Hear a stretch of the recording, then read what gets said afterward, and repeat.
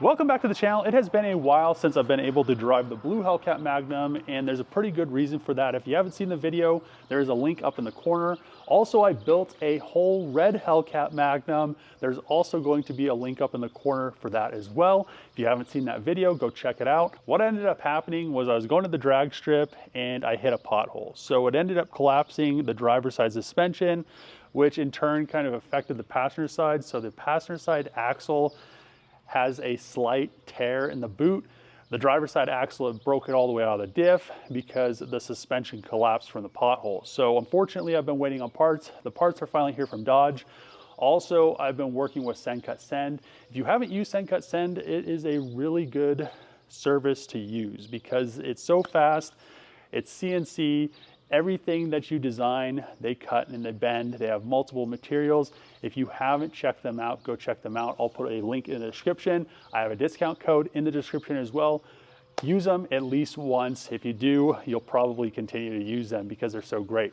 This is everything to fix the clevises from Send Cut Send for the Charger, and I had them make everything out of 4130. The old clevises shouldn't have had any issues, but for some reason, hitting that pothole just kind of destroyed them, and it destroyed a bunch of other stuff. Luckily enough, it didn't destroy or cause any body damage, which is a plus on that car because I would have probably had to end up painting the whole car, which would have sucked. So I'm glad that nothing body-wise happened to the car. I was very fortunate that it happened at a low speed, but everything from Send Cut Send is in the box. Also, I have these right here. I had a machine shop. Since I don't have a lathe, I probably need to get one. They're just so big and I don't have that much shop room because I have so many cars, but I might have to make some room just so I could have a nice manual lathe. I'd love to have a CNC lathe and a CNC mill, but that's later on down the road when I build my shop house. I'll dedicate an area for like a machine shop area, like fabrication area. But I had a local machine shop. They cut everything down. So the clevises, I designed everything so it slips together. These are all the parts I had Send Cut Send make to repair the clevises. And as you can see, the first thing I need to do is these tabs right here. Since this doesn't have any flat edges, you have to have a tab so they can bend stuff. So all I have to do is cut all 4 of these off, and then I have alignment tabs, and everything should just clip together, and that will make it a lot stronger as well, because then I could weld on the back side of that tab and then weld on both sides of these braces. And then these braces go up this strut tube, and that strut tube goes perfectly in the top mount.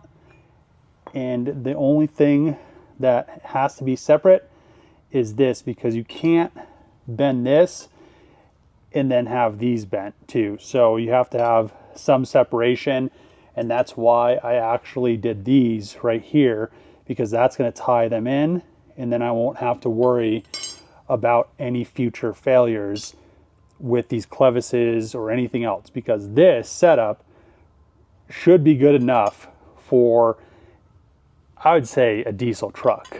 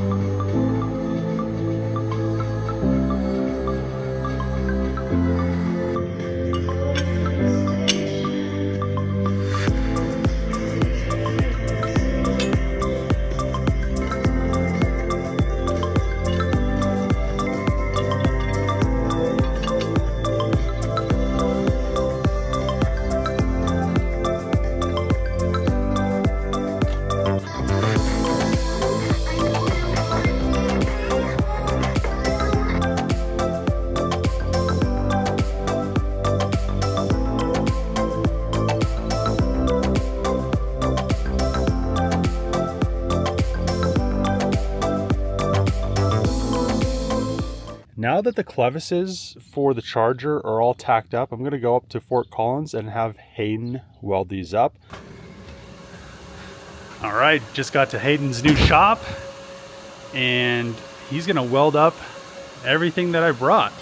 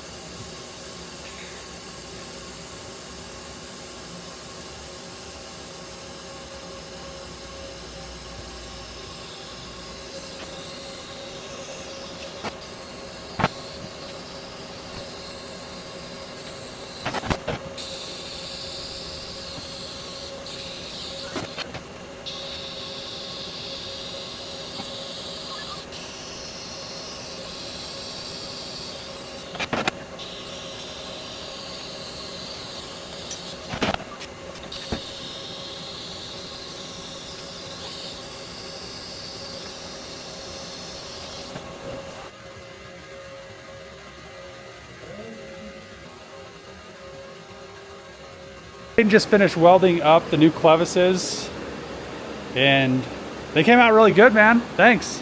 Yeah, I think they're gonna be beefy enough. Oh yeah, you ain't breaking those. You like Baja that thing. I could jump this off of Pikes Peak. Oh dude, yeah. Don't recommend that, but you definitely could.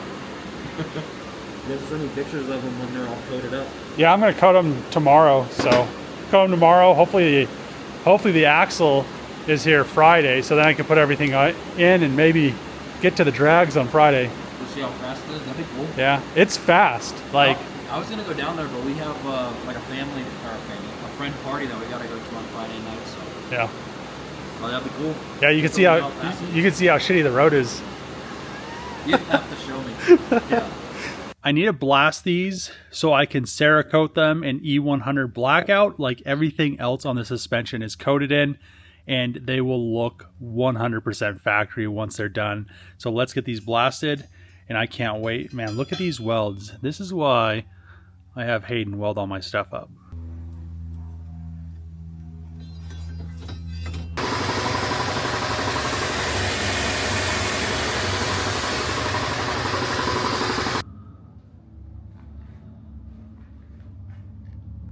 I just pulled the clevises out of the oven. They're freshly Cerakoted, and man, do they look good. I'm still waiting on the driver's side axle, but I have everything now fabricated so I could get it back on the ground.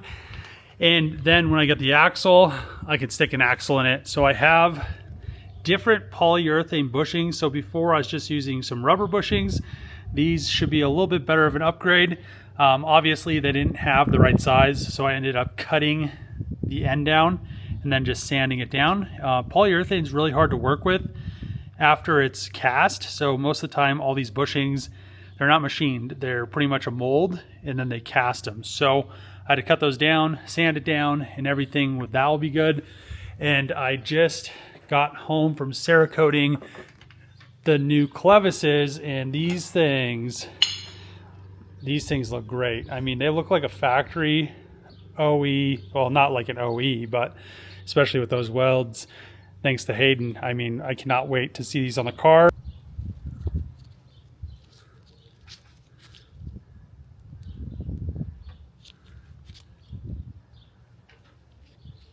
Oh, wow, this is way different than like energy suspension.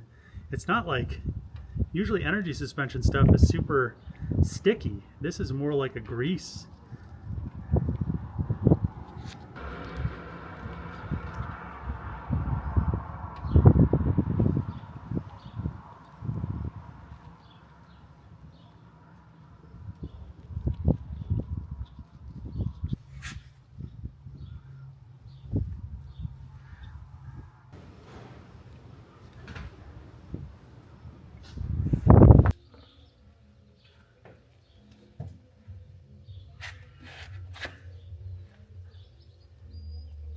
Now that the suspension is all dialed in, I need to replace the front tires, and I need to replace both of them. Since it's all-wheel drive, you replace all-wheel drives in pairs. So this isn't full-time all-wheel drive. If it was a Subaru WRX or an STI, you replace all four at the same time because it's full-time four-wheel drive. So there's not really any give. If you do replace them mismatched, it overheats the differentials, and it also overheats the axles. The axles will run at a higher temp with you know, a different tread pattern or a different tread height on an all-wheel drive car. Even on an LSD car, it won't run the axles at a higher temp, but your clutches inside your differential, it will wear them quicker, and the fluid and everything will run at a higher temp. Just with a little bit, if you're running half a used tire and a brand new tire, it's going to ruin your LSD. Same thing with your differentials and your axles. And if you have a welded differential, it will most likely break an axle because it'll get so hot. But what I need to do is I need to take these over to Dodge, pull them off the car, and I want to have them try to balance this wheel with no tire on it just to make sure it's not bent.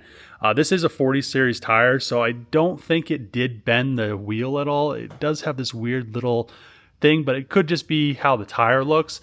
Also, the reason why I'm replacing this tire and so concerned about it is tires, when they take a really hard hit, they will form bubbles later on. Sometimes you can see them and sometimes you can't.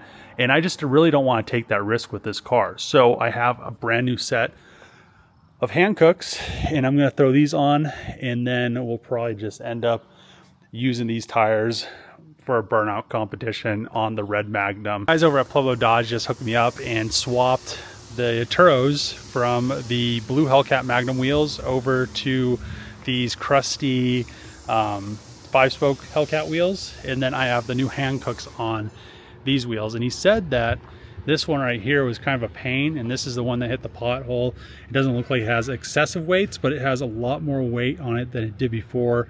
So yeah, he road forced both, I'm not sure if they did these ones, but they road forced these two, and we should be good to go. So let's go home, throw these on the car, and then in another video I'll be putting these on the red Hellcat Magnum. I now have the new tires on the Hellcat Magnum, and she's sitting close to the correct ride height. I might have to tweak her just a little bit, but she's now solid, besides the one driver's side axle that I'm still waiting to get. And once I get that, whenever it comes from Dodge, it's been on order for over 2 months now. Finally have both front brand new axles for the Hellcat Magnum, and these Trackhawk axles, they're pretty expensive. But one unfortunate thing is the driver's side axle, the one that I needed the most, came damaged. If you order any Trackhawk axles, I would definitely make sure that they don't have, you can see a crack here, and there's already grease coming out of it. See it? And all the way around, these boots are no good. So I definitely check your Trackhawk axles, even the brand new ones, because this is not acceptable. Unfortunately, it's what I have to work with, so I'm going to throw it in the car, tell the dealership it'll probably take another 2.5 months to get another driver's side front axle. But what can I do?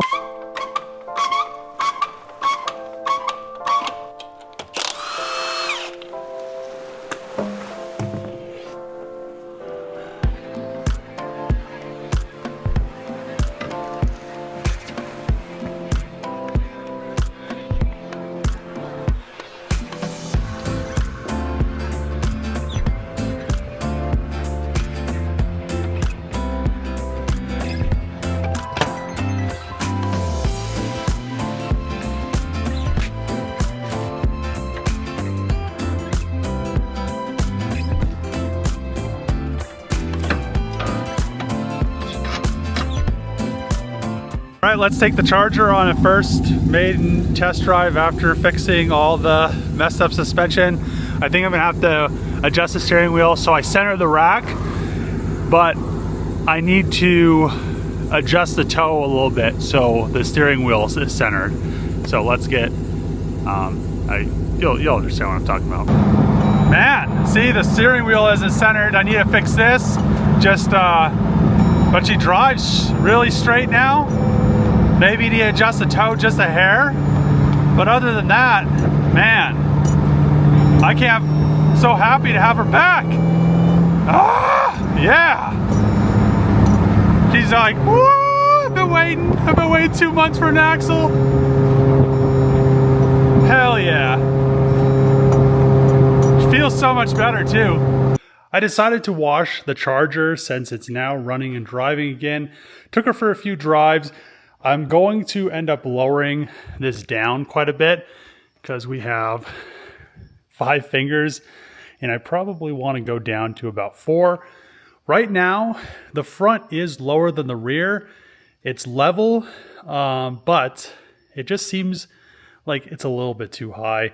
I also want to get an alignment on this thing again, just because so much has changed in the front with the new clevises and just things have been torn apart, put back together, even though it has tapered joints on the knuckle. I don't want to have any issues with having too much camber.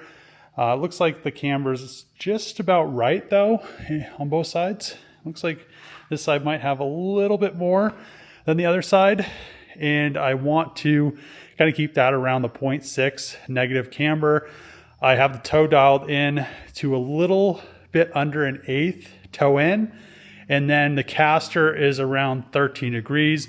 So I want to actually get all the caster adjusted so it's perfect, but it's very close. I just kind of did it by using a tape measure because we couldn't do it when I originally got it aligned. And I also need to get some more shims for the upper control arms from Black Ops, so then I could have enough shims to make sure that we can get this 100% dialed in the front once I get it back on the alignment rack. I'm super excited that the Charger is finally back on the road running and driving. Now I can start remote tuning her again. She's very close on the remote tuning, but we're gonna do E85 as well. I do have 1700cc injectors in the car, a lot smaller pulley, and then I'm also going to be, it's like 105 degrees out here, but I'm also going to be picking up a red-eye Charger it's a project. So it's a red-eye Charger, a parts, and a Magnum, but I would much rather find somebody that I could use either their shop or their garage, preferably with a lift. I'm not exactly sure where I'm gonna go, probably closer to the next few weeks, but if I could get somebody that'll let me use a lift in a shop for about a day or two, I could get everything swapped and then just drive the car. It's it's too many parts to transport everything back. So what ended up happening was the guy was having a shop down in Houston do the swap, and unfortunately that shop charged him like $20,000 in labor, never completed the labor. They scrapped a bunch of parts, they stole a bunch of parts from his swap, and then he had to buy a bunch of brand new parts. So it comes with brand new wiring harnesses, a bunch of other stuff, but he still doesn't have all the parts he needs to swap the car. So I'm just gonna end up buying the car off of him. So yeah, I would much rather just go down there, fly down there, put it together, and then just drive it back. I'm not gonna do a complete swap, 100% proper. I'll just get it so it'll run and drive so I can safely drive it back to Colorado. And then when I get back, I'll have to tear everything back out of the car. But it just would be a lot more hassle, I think, because I would probably need at least a 45-foot enclosed trailer to get everything transported back and get transported back safely. This way, I'd probably just scrap the engine and transmission and the rear whole front subframe, whole rear subframe, fuel tank, pretty much all the interior, and then throw everything in because I wouldn't have the room to bring it back in the car. So, and I really never end up selling any of that stuff anyway. Nobody buys it. So I have quite a few subframes with engines, with differentials, and have them listed for like $100 and still nobody wants to buy them. So if anybody has a shop or knows of a shop, DM me or comment in the video. But I'm going to end the video here. If you like these videos, make sure to click the subscribe button, throw a thumbs up, throw a comment below. As always, see you guys next time.